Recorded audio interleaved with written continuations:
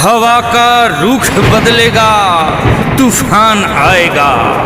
हवा का रुख बदलेगा, तूफान आएगा। हर घड़ी हर पल हमारा आपको सलाम आएगा। जिला परिषद क्षेत्र संख्या 42 की जनता जिंदाबाद।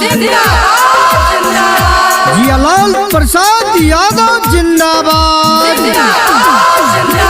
कलावती देवी जिंदाबाद।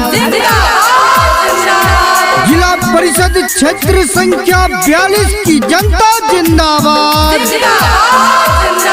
जी हाँ, जिला परिषद क्षेत्र संख्या 42 से जिला परिषद पद के सुयोग्य, कर्मठ, समाज सेवी, जन जन का प्यारा, आप सबका दुलारा, विकासशील एवं ईमानदार महिला उम्मीदवार आ गई है और वो है कलावती देवी। कलावती देवी को भारी से भारी मतों से विजयी बनाना है और अपने भाई जियालाल प्रसाद यादव के मान सम्मान को बढ़ाना है।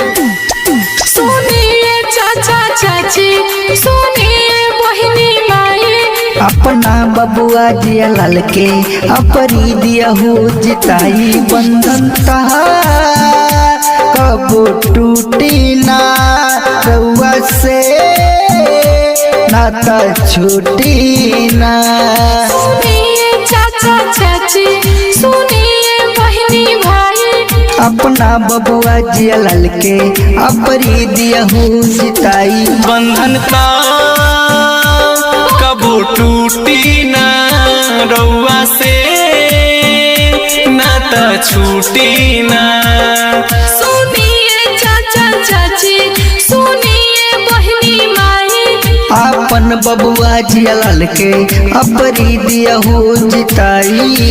जिला परिषद क्षेत्र संख्या 42 की जनता जिंदाबाद।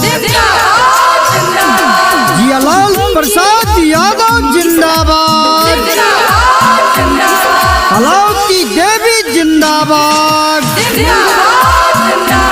जिला परिषद क्षेत्र संख्या 42 की जनता जिंदाबाद। दुनिया की हर खुशियाँ आपके चरणों में बिछा देंगे। घर घर में अमन और चैन का दीप जला देंगे। आंख मिलाओ तो गले से लगा लेंगे और अपने क्षेत्र में विकास की गंगा बहा देंगे। विकास की गंगा बहा देंगे। बन के जिला परिषद चाची कमवा खूबे करा।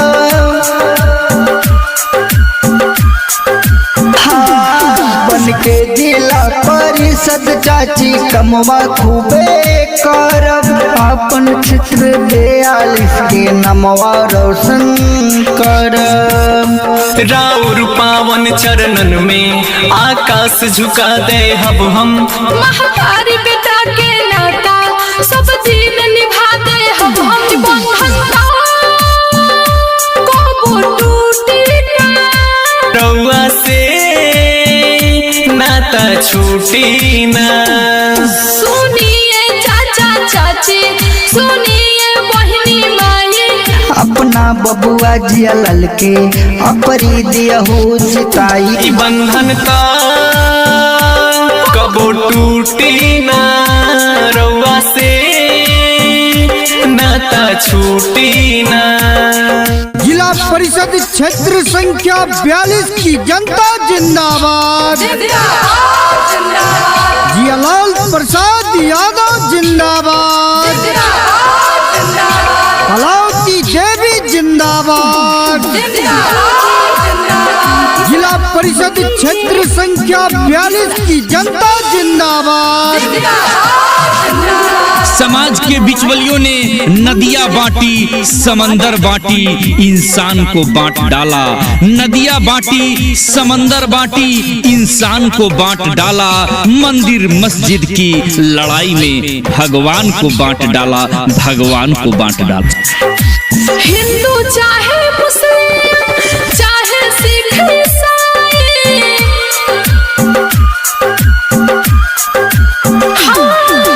हिंदू चाहे मुस्लिम, चाहे सिख ईसाई, कहले जियालाल यादव मिलके रहिया भाई।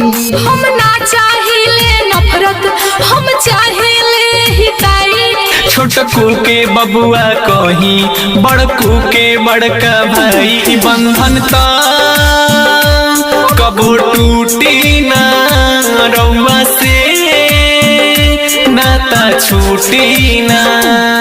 सुनिए चाचा चाची, सुनिए बहिनी माई, अपना बबुआ जिया ललके अपरी दिया हो जिताई। बंधन ता कबो टूटी ना, रउआ से नाता छूटी ना।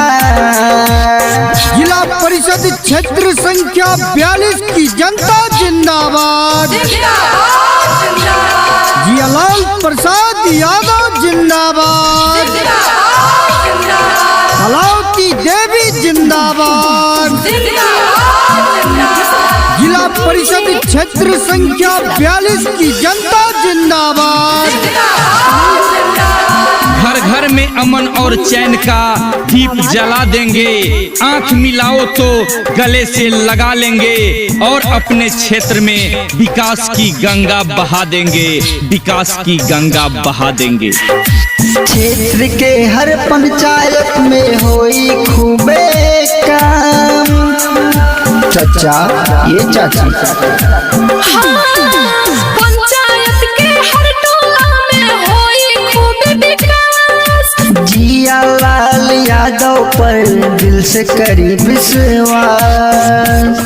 जीत के जिला परिषद अध्यक्ष बन के आई हैं। अपना क्षेत्र 42 में विकास के दीप जलाई हैं। बंधन ता कबो टूटी ना, रउआ से नाता छूटी ना। सुनिए चाचा चाची, सुनिए बहिनी माई, अपना बबुआ जिया ललके अपरी दिया हो जिताई। बंधन ता कबो टूटी ना, रउआ से नाता छूटी ना।